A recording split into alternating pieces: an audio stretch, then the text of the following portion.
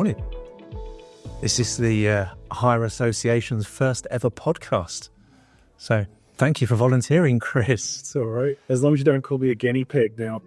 We would never do that in the spotlight. Yeah.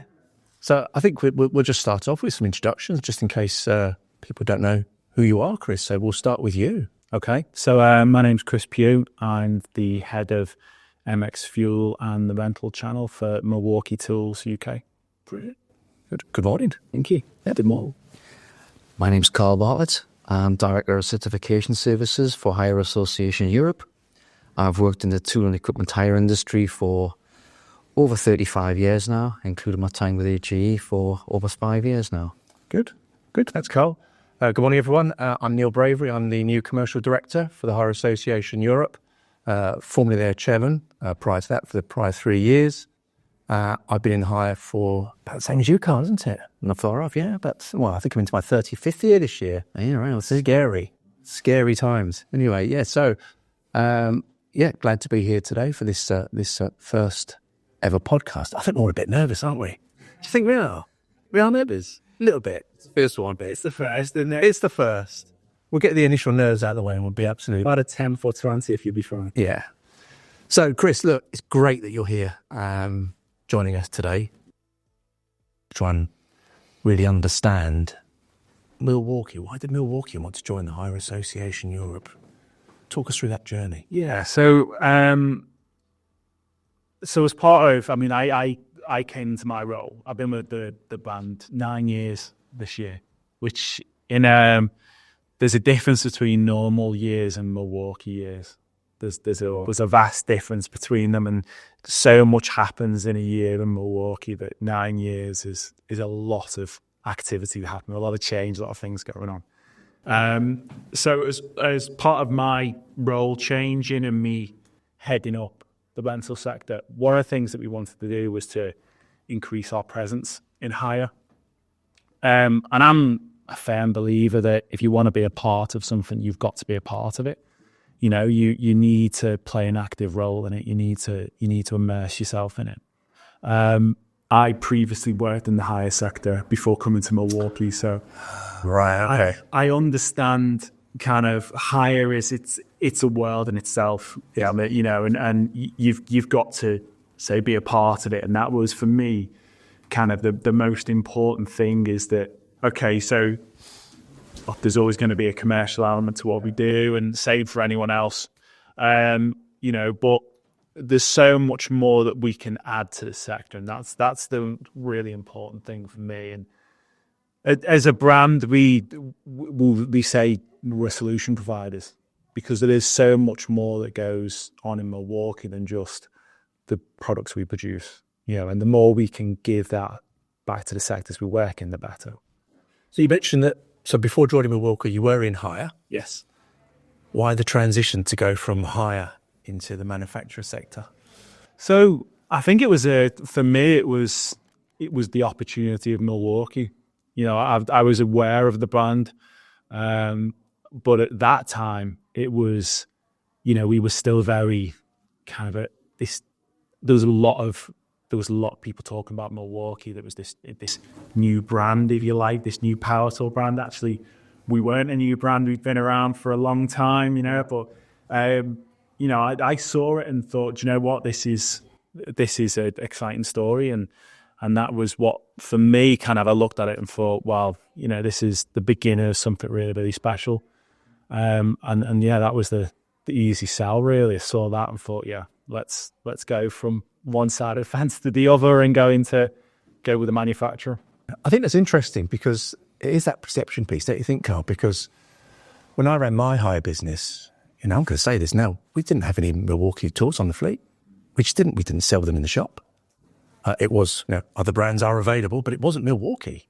And quite right, I'm sure you'll tell our listeners the history of Milwaukee in a second, but it's almost like that hidden brand, don't you think, Carl? Yeah. Also more of a sales brand whereby it was in distributors, but it wasn't really a brand that was associated with hire heavily. We've been as a brand around for 100 years. That's the age of the company now, 100 years old.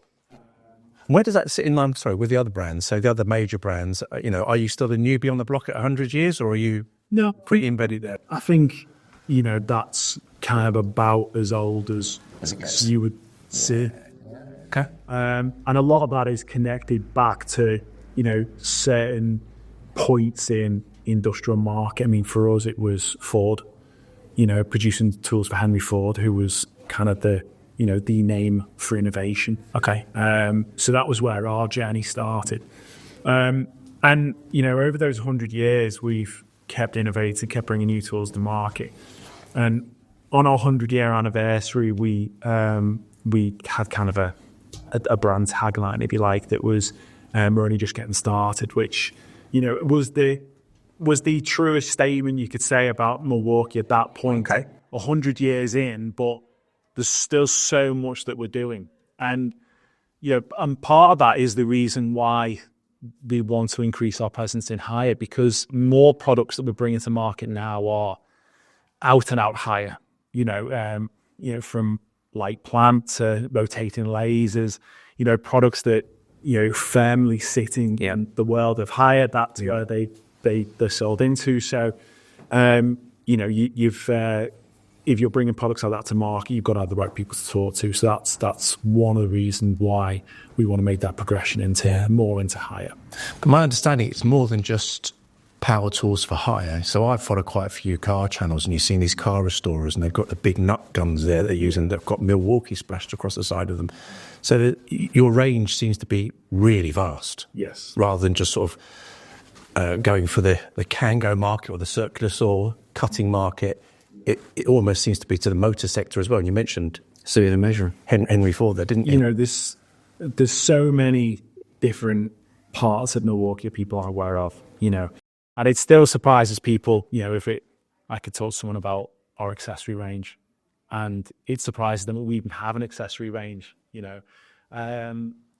so there's so much that we're developing, and for us, really, the driver in what we do is the fact that there are so many products out there that we look at and we say, do you know what, that's a place for innovation. That's a place for us to, us to change the way it's always been done.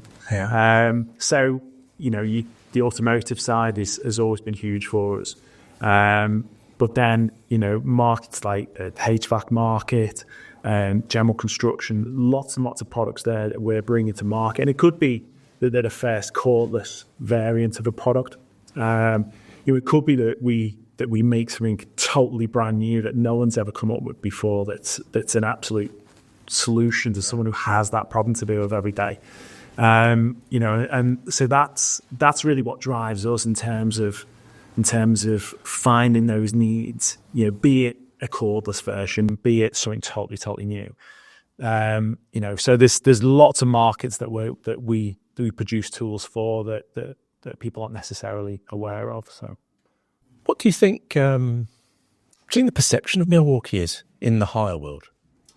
I think for most people, they would know us as a brand that has become a household name almost in a relatively short space of time. Yeah. And I would, I'd agree with that. I think, in my time with the brand of 9 years, I remember my first days in Milwaukee, going to trade shows and speaking to people, and there was always a curiosity about Milwaukee. If people had heard about Milwaukee, What about? Who are they? yeah, what is it all about? Wanted to know more. But then equally, you'd get people who had the tools and loved them, and would make the effort to talk to you about it and say, what a fantastic range of products, what a brilliant brand, and really be passionate about it. Yeah. And in that space of 9 years, it's gone from those type of conversations to my family members saying, oh, I saw Milwaukee advertising football, or I saw this, or I saw that, or someone came to our house and was using Milwaukee, and being more aware of the brand. And so I think in hire, what people would say is, I'd suspect it'd be a reflection of their own customer base. Yeah. And they see the tools, they see people using them, they know about, kind of what we're about, which is a quality product that lasts, I'm guessing the hire world has been received particularly well. If you're a hirer, you're buying that kit into your fleet, you want a good return on your investment, you want minimal breakdowns, it's got to be strong, it's got to be robust. I mean, Carla, back me up on this, you're buying any kit into your fleet and it needs to be bomb-proof, because as soon as it's left your depot, you don't know what's going to happen to it. So it needs to have some strength behind it that it can take the abuse. Yeah, and I think people, they want to make sure they're putting a brand on the fleet that reflects their own business. That it's not going to let anyone down, that it's going to do the job, do extremely well. But then equally, people want to have a brand associated with them that draws interest. You know what I mean? And that kind of pulls people in. And that's certainly what Milwaukee does. And equally, to know that there's always something new coming. And Milwaukee it's an innovation machine. We're always bringing new products to market. So, you can always keep it fresh and exciting from a higher fleet point of view, and always a new product to talk about or to bring. They can then speak to their customers about and say, look, we've got this new product come to market through Milwaukee. Let's talk to you about it. Let's, get our hire replace the one you use already. So it keeps it exciting, and I think that's a really important thing. So is there any new products that have been a massive success to the industry? So I think for me, there's lots of products that we're bringing to market there. The hire industry for me at the moment is going through a shift in terms of sustainability. That's a huge, huge part. And I would even say it's probably one of the biggest changes in the hire sector, the way I see it, in its existence. The hire market for me is built around a lot of petrol products, and we're seeing that change happen. So that's a huge thing for me in terms of our innovation and the kind of the first part of my job title and head of MX Fuel is our range of light plant cordless though. So we've never made a petrol product. This is taking petrol products and making them cordless. So for me that's one of the biggest changes in terms of innovation, because it's something that didn't exist prior. Outside of that, when I look at that's one element of what we do. But in terms of bringing solutions to market that have never been touched before, I'll give you an example of it, and this will touch into kind of what we do as a brand in terms of our product development as well. Is this what makes you special now? This makes us special. Go on. This is what makes us special. So people look at the Milwaukee range, and you can imagine that it was this team of people who were coming up with the ideas from scratch, and there is an element of that. But the reality is that as a business, we spend a lot of time on site with the end user of our products. That can be from a product development point of view. It can be through one of the teams we have in Milwaukee, which is Job Site Solutions. Job Site Solutions is there to educate end users about our product range. I understand their requirements, to understand the needs and what the market's asking for, and to spend that time with the people who use our products in partnership with our distributors. To say, well, look, there's a new way you do that. There's a new option for it. There's this other way. And one of the products that we brought to market a couple of years ago is called Stick Pump. It's as the name gives it away. It's a stick that pumps water. So it's similar to a puddle pump. So it's the same concept.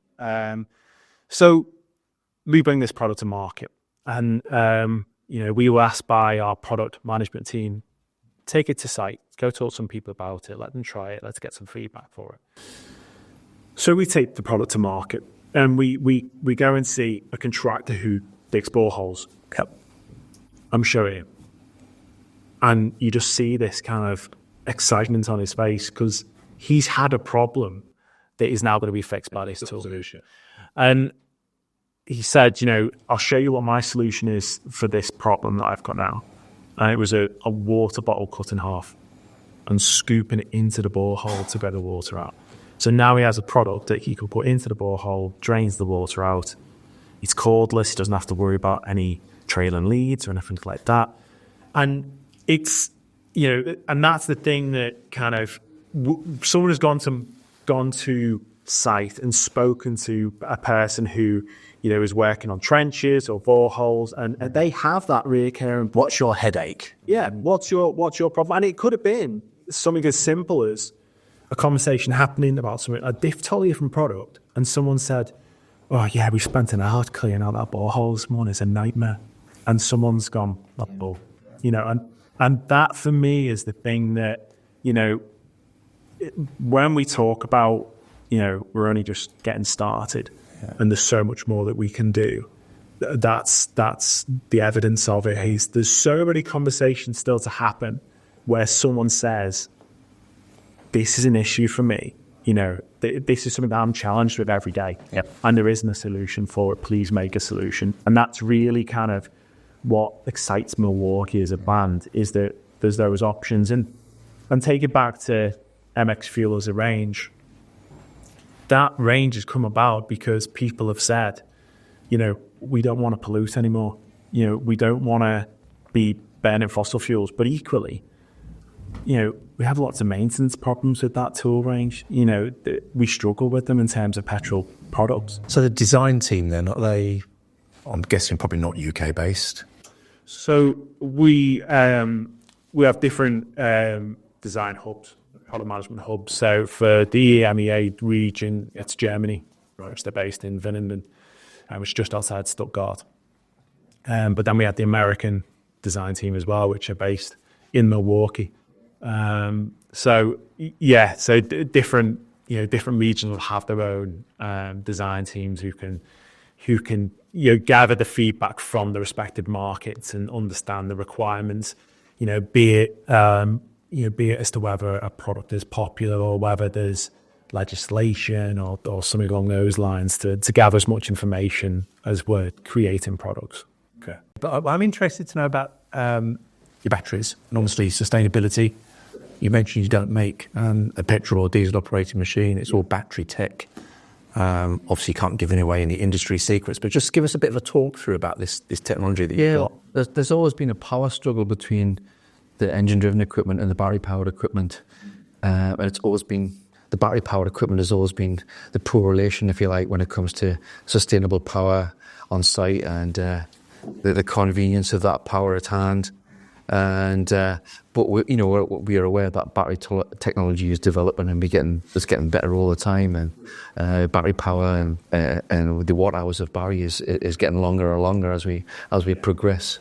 So from your perspective, how do you see that power store? It always, the thing that I always think about when I'm talking to someone about the conversion of someone from a petrol tool to a battery tool is, I can point to the car park and go, how many electric cars are there that are outperforming petrol or diesel vehicles? So we've done it with cars. Yep. Now it's about plant, that. And so actually, the hard bit's been done, and someone's proved they can actually do it. They can prove you can replace it. Very much like a car, there's a behaviour change with it. There's a different way to live with the product. So that's probably one of the things that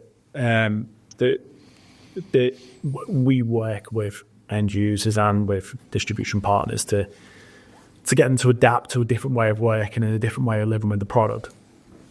But in terms of where the technology's going and where it's come from, I was told when I started with the business that lithium is like an island that we've traveled to for the first time, and we're exploring it, and we found a relatively small percentage of what its possibilities and capabilities are. So we're probably about 10% hypothetically. And equally, if I go back to 9 years ago and I think about what battery technology was replicating, at the time it was corded products, and that was kind of the first big shift that happened in, not just the power tool industry, but in the hire industry in terms of, people moving away from corded products into cordless. And at the time of me starting, we were replicating, the power of a 1400 watt recip saw or a 9-inch grinder, cordless, and matching the performance of it. And through the years, not just battery technology, but also the capability of motors, getting better, increasing. So at the point we're at now, where we can replicate horsepower, that's where we've gone in 9 years. So that's a huge shift, isn't it? Huge, absolutely huge. And so that for me is the really exciting part of it, is where you look at where it's come from in that really short space of time, what we are now generating, and not just generating power, but also the runtime of a battery as well in standard applications. And then what can come from it as well. But a big part of that is not just about what the tool and the battery can produce in terms of runtime performance. It's also that behavior part, is people getting used to living with cordless like plant, the same way they will do a power tool. In terms of, you walk onto a site, there's some chargers, they're charging up batteries, people are swapping them over. As one runs out, they put one on charge. It's powering a light in the corner, that's fine. That's the same principle. The person who's living and operating that perfectly fine with power tools is using their cut-off saw, put the battery on charge, then use their screed, then use whatever other tool. That's the way that they have to adjust with it. So there's a few elements to how we get there, if you like. But for me, the demand is always growing for it. And on multiple levels, not just about sustainability, but also about better maintenance, better performance. I tend to, again, we use more now the user experience of using a product, where if you're using it and it's idling, you've got noise and you're trying to talk to someone on site, all you can hear is idling, petrol tools, using it, there's fumes coming from it, that better experience of using a product. And equally to add to that as well, when you bring a new product to market, it gives you the opportunity to look at it from scratch. And especially with cordless light plant, we can look at it and go, okay, so this is day one. What do we want this to do? Okay, we want it to be cordless. Yes, we want it to perform the same or better than the petrol variant. But I say let's look at vibration, because that's a bigger issue now than it ever has been. So how do we improve that? How do we reduce the vibration of the tool, make it a better user experience?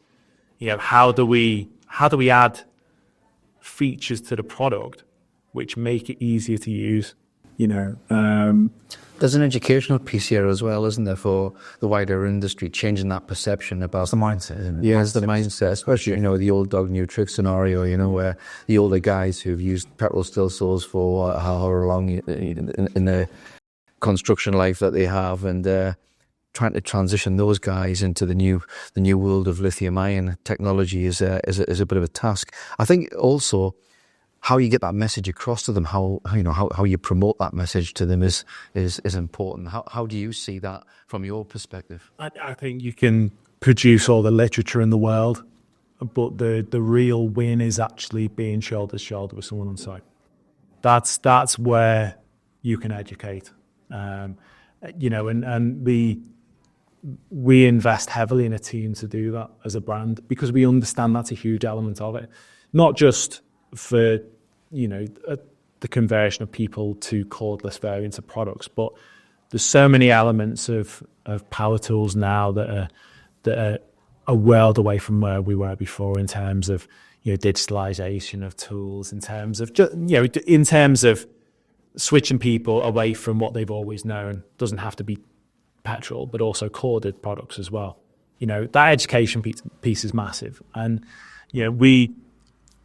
we have the team Job Site Solutions that, they are there to do that. They are there to educate. As a brand, commercially, everything that we do is through our distributors. We don't sell directly as a brand.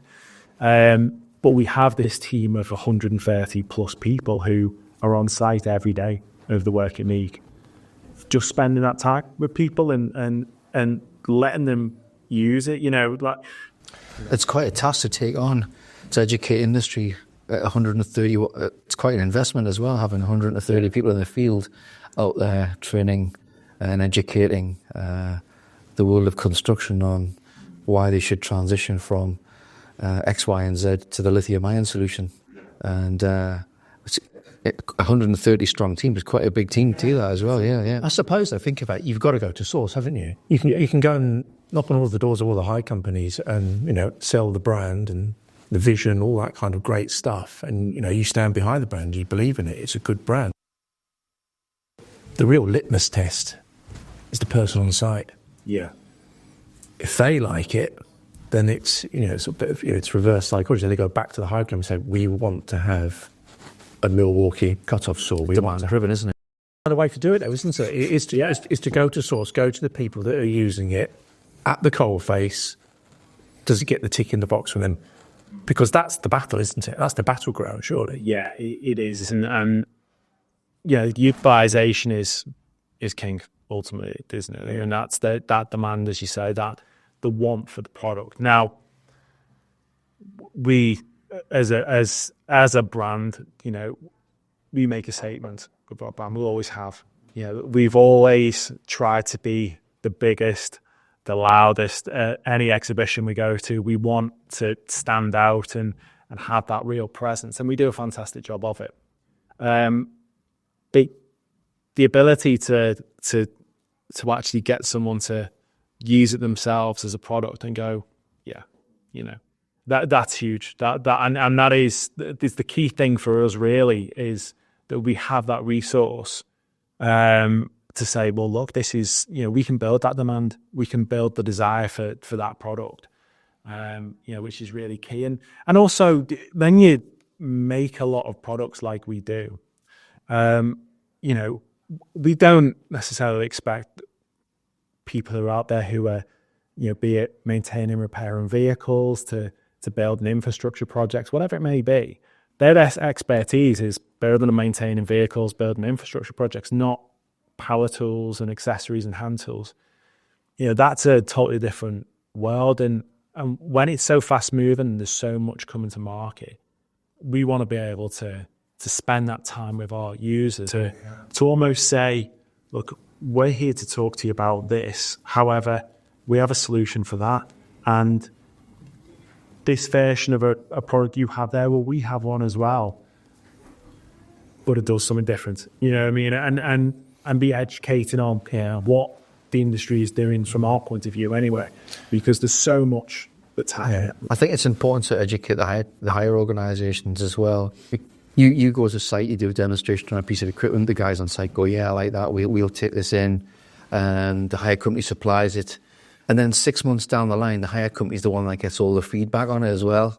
So they sort of have the learning exercise with the client, and it might be, I like it, but it's uncomfortable to hold, or this is uncomfortable, or that doesn't really work very well. And they're the source of feedback for you guys to get the right feedback on the tools as well. Yeah, definitely. So, and knowing about market trends as well is really important for us. And that's why, we have a close relationship with our distributors, because we want to learn. We want to hear what they hear, what's being asked for, and then that, from that opinion I have in terms of the higher sector, shifting towards sustainability, and this being one of the biggest changes, is directly from talking to higher companies, and them saying, we see it. Yeah, we see this happening. It's coming for sure, and we need to be ready for it to happen. Maybe they're seeing it quicker than others. But there's still that vision of it, and that's the important thing. So, that again helps us, and hearing what people are getting asked about as well is key. What products do people keep getting asked about all the time? Because that again helps us feed into here. the product development side of that. You talked about sort of being the biggest, the loudest, and being out there. And I think, being part of the Hire Association now gives you that extra reach, doesn't it? It gives you the reach to our members, because there will be members out there who will have that perception that Milwaukee is it's this sort of sub-brand that nobody really knows about. But I think, from today, to understand actually you are a big might in the power tool industry that, members need to look at really and take it seriously. Yeah, the ones who we work with a lot of organisations, and the ones who are the most successful from the relationship with us are the ones who get involved with us the most. Yeah, and it's quite an easy story to tell, because it does give that vision to a wider industry, makes you more visible to a wider customer base as well, and from a higher perspective. But yeah, we have different committees as well, which we work with, and we have supporters on our committees which help the wider industry, especially from technical and health and safety perspective. So that's been reassuring, actually, kind of seeing the Hire Association logo in different businesses that I've been to visit and been to speak to, and actually mentioning that we are part of it does add a lot of kudos. It's the credibility piece. Yes, 100%. People hear it and they go, you are part of our world, right? But you are part of what we do and and what we're all about and what drives us. So, it certainly, from what I've seen, it's definitely holds weight when we mention that we are a part of our association. Yeah, and we want to make everybody as strong as they possibly can be and as profitable as they can be, as well as safe and compliant. And that's our mission, really, to make sure that everybody has the most sustainable and profitable approach to business. So, yeah. So 100 years, just got started, got a stick pump. Should have brought the stick. You should have brought You should have brought the stick pump. Everyone will be Googling the stick pump from now. You wait and see. So what's Milwaukee's vision now? So 100 years, you've just got started. You're breaking into the higher market. What's their vision for the future now? What's the ambition? The ambition will always be what our end users ask for. That will always be that will always come back to our end users and how we can make the end users' world easier. That's what it's all about. How can we make them more productive, safer? How fix the problems that there isn't a solution for? Okay, so for us that's kind of the key. But there's still so many, there's so many areas of development for us. So many places that we want to go, and so many things to fix. That's the key for Milwaukee. So, that constant development, and as long as there is a petrol tool out there, then we've got a job. You're looking for the alternative. Yeah, we've got to fix that. That's what it's all about for us. We want to remove anyone ever using petrol on site again. That's what it's all about.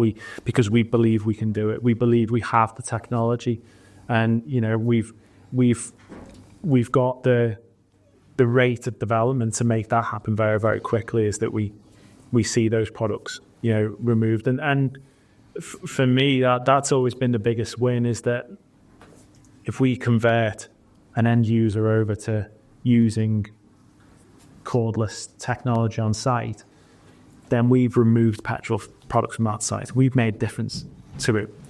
And the more of a difference we can make, the better.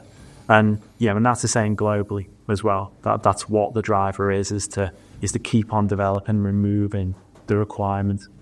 And all that comes back to, producing a great product, but also educating and making people aware that this technology exists, and it's there, and it's not going to hold people back on site. That's the key thing, is that the productivity, doesn't all of a sudden reduce because they've gone cordless.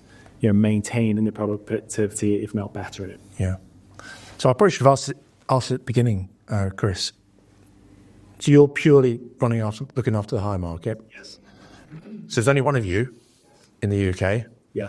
So when our members are watching and listening to this podcast, where do they find Chris? How do they get hold of you, Chris? So I'm guessing, I don't know, Carl, because this is our first podcast. Do we have a click the link in the description at the bottom? And there must be something. We must be able to get away from our members to find you. But probably the first port of call is to get in contact with the associations and tell us, and then we can pass their details over to you. Yeah, definitely. I mean, we will be at the executive hire show. Right, which is a matter of weeks away. Yeah, which is creeping up. So yeah, we will be there. We'll have the products on stand and Excellent. and yeah, look, we want to engage. We want to talk. We want to be having those conversations and saying, look, this is what it's all about. The brand. Who we are. That the passion that people have for this brand. We want to work. Something we didn't touch on this was, you mentioned replacing petrol engine equipment with cordless lithium-ion equipment. We haven't touched on hydraulic and compressed air equipment today because, they're associated with noise, vibration, particularly compressed air equipment's always been the noisy, the hardest hitting, high vibration level type equipment that... so are you working with that type of technology as well too? Yeah. The compressed air side of things is interesting because it's been an area that we've been approached for a long time in terms of, again, noise maintenance.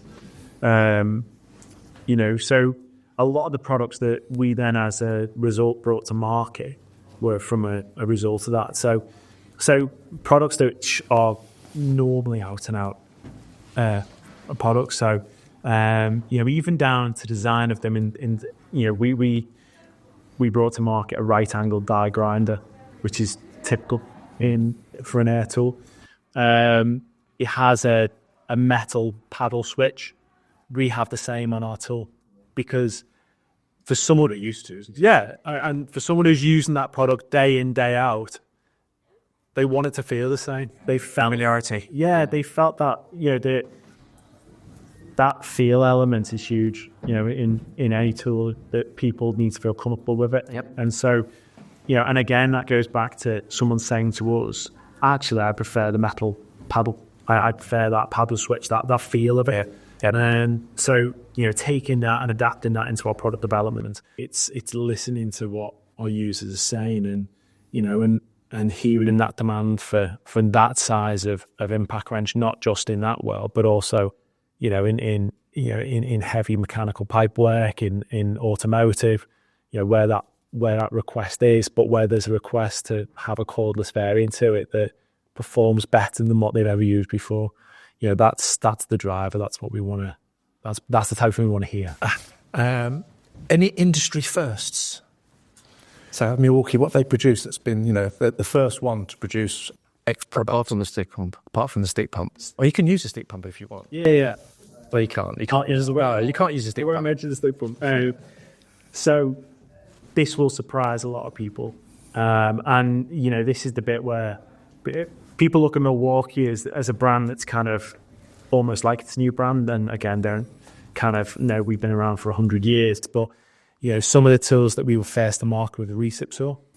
So Okay. we call a recip saw a sawzall. Yeah. It saws all. Yeah. Or a saber saw, something like that. So similar now. So we were the first. We invented it. Right angle drills. So the right angle drill, which is an admin place now in the market. Yeah. We were the first to bring it to market, and probably the biggest, the biggest point of innovation or the first was the lithium battery on a power tool. We were first to bring it to market. Oh. I didn't know that, Carl. No, I don't. And that, again, it's, we've often said we're the leaders in cordless innovation, and that's testament to, this. We've brought the first. We saw a problem with older battery technology. Cordless was happening, but the battery technology, it wasn't getting people to where they want it to be. So what do? We innovate. We bring a new product, and that's lithium technology. And has been adapting year after year after year after year, taking us to, where it was at that early stage, right through to where we are now, which that bridge would have been unimaginable at the point of us bringing that product to market. But here we are, and it gives you a feel to where it will go next as well. I mean, you didn't mention the origin of the brand. It obviously used to be an American brand, but I believe it isn't anymore. Yes, still based In Milwaukee. Yeah, still. It's an American brand still. Yeah, right. Okay. I didn't know whether it had been a buyout or something like that, and it was. No, so yeah. I mean, as a brand, our origins are kind of the start was in Milwaukee, in America. We are a global brand now. Our production is global. We have products that are built all over the globe. But our main business hub, our main point of development is in Milwaukee, in America. So, sorry, my geography is terrible for America. Milwaukee, big place. America, whereabouts is it? Imagine where Chicago is. It's north of Chicago. Okay.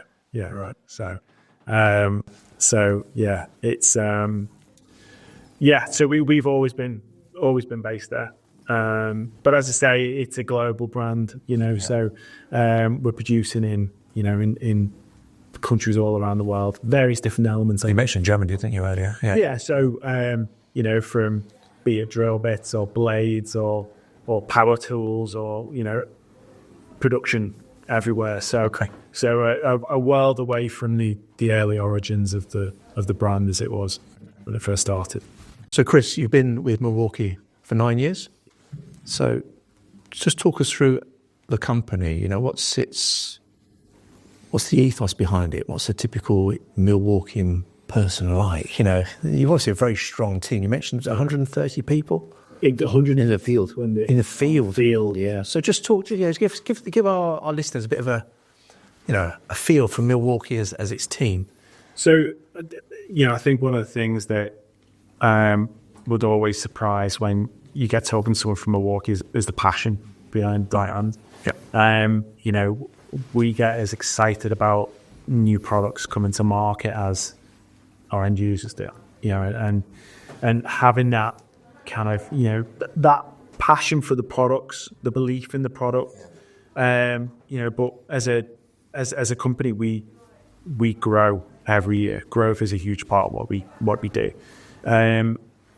So that kind of desire for the brand, wanting to talk about it. You go to a trade show and see the Milwaukee stand. People will come to you and want to talk about the new things we're doing, what we're bringing to market, new innovation. They want to educate. They want to be talking to people, and they want to be passionately communicating with the people who are passionate about our brand as well. Yeah. So that for me has always been the passion is the key thing. It's the bit that really stands out for me is that desire for the product, desire for the company and what we're all about. We are an incredibly fast-paced business, and lots of businesses say this, but Milwaukee are, it's incredibly fast-paced, and there's always something new happening.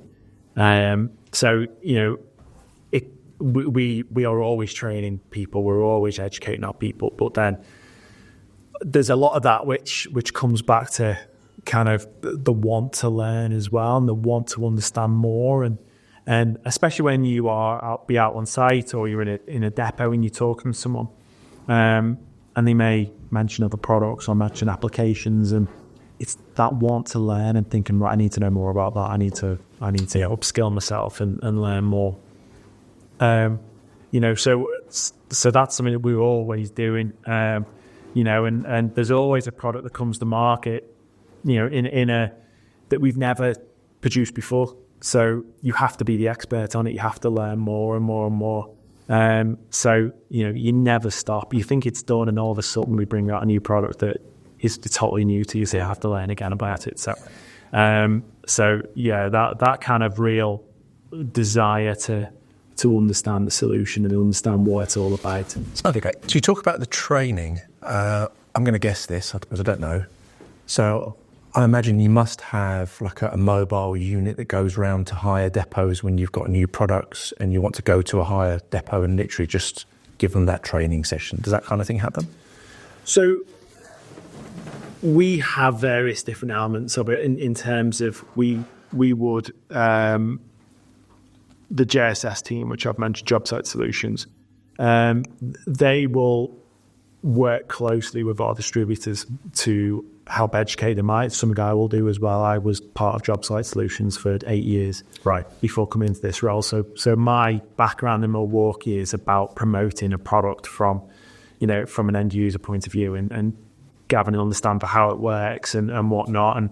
And that is, that's never left me. So I still love kind of hands-on with the tools and talking to someone about it, saying, this feature is to fix this problem that everyone has, you know what I mean? So that's never left. And we're actually in the process at the moment of building a new training centre. That's and it's kind of midway through construction stage at the moment. So come sort of middle of this year, we will have a new training centre which will be there to not only educate Milwaukee staff and users, but also our distribution partners as well, to bring them to the training centre and really go in depth, with what we're about and what the range they're about, which isn't always easy to do from an hour in a depot. To pull something away from business, if you like, the day to day, and put them in that environment and get them immersed in it is really important for us. Fantastic. What's your most popular product? Is there one? You must have your top 10 Milwaukee tools. I'm sad enough to tell you that I get sometimes if we are putting a new version of a product to market and discontinuing an old version, sometimes I get a little bit upset that we're discontinuing a product. I'll see a certain product is coming to the end of its life and we're replacing it with the new generation of it, and I can cast my mind back and think of the memories of that product. But it's never the stick pump. Yeah, never the stick. Never the stick. No, never the stick from. I would say, it's really difficult when you have so many products. It's hard to narrow it down to one particular product.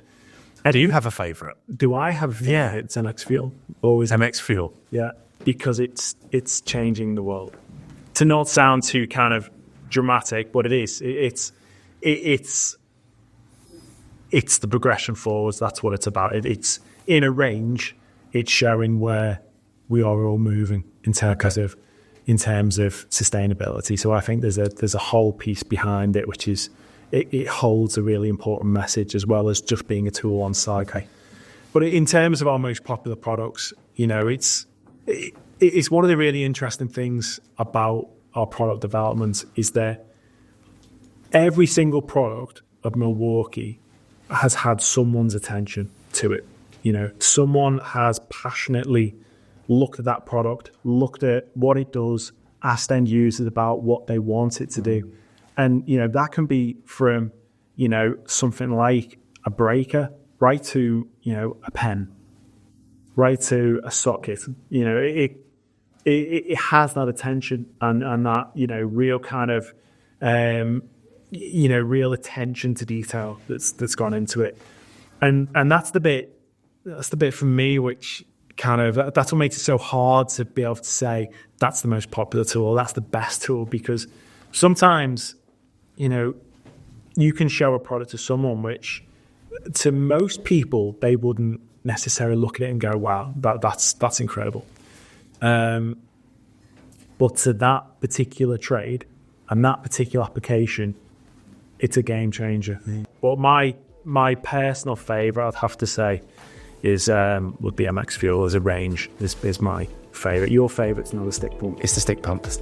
Jelly. Brilliant. Chris, thank you very much today. Yeah, it's been great.